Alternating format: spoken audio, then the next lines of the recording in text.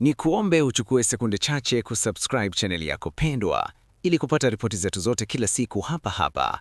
Asante. Kipindi cha kwanza cha mchezo kati ya Yanga AC na Dodoma Jiji uliopigwa kwenye uwanja wa KMC Complex kilishuhudia ushindani mkali kati ya timu hizo mbili.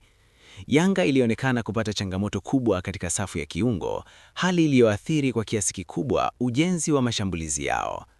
Ingawa walimiliki mpira kwa vipindi tofauti vya mchezo, walishindwa kuutumia kwa ufanisi kutokana na makosa ya mara kwa mara katikati ya uwanja, jambo lililovuruga kasi na mwelekeo wa mchezo wao. Kwa upande wao, Dodoma Jiji walicheza kwa nidhamu ya hali ya juu na kufuata mpango wao wa mchezo kwa umakini. Walitumia vyema mapungufu yaliyoonekana katika safu ya kiungo ya Yanga, hasa pale mabingwa hao walipopoteza mipira kirahisi. Hali hiyo iliipa Dodoma Jiji nafasi ya kushambulia kwa kasi na kuisukuma Yanga kujilinda kwa tahadhari kubwa.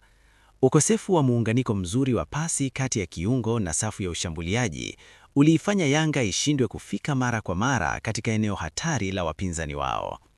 Hatimaye makosa hayo yaligharimu Yanga baada ya Dodoma Jiji kupata bao la kwanza kupitia kwa William Edgar. Bao hilo lilitokana na matumizi mazuri ya nafasi kufuatia Yanga kushindwa kudhibiti eneo la kati.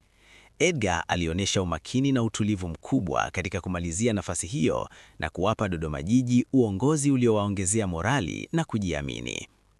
Baada ya kufungwa bao hilo, Yanga ilijaribu kuongeza kasi ya mashambulizi, lakini tatizo la kupoteza mipira ovyo liliendelea kuwa kikwazo kikubwa. Pasi nyingi hazikufika kwa walengwa, huku maamuzi katika eneo la mwisho yakionekana kukosa usahihi.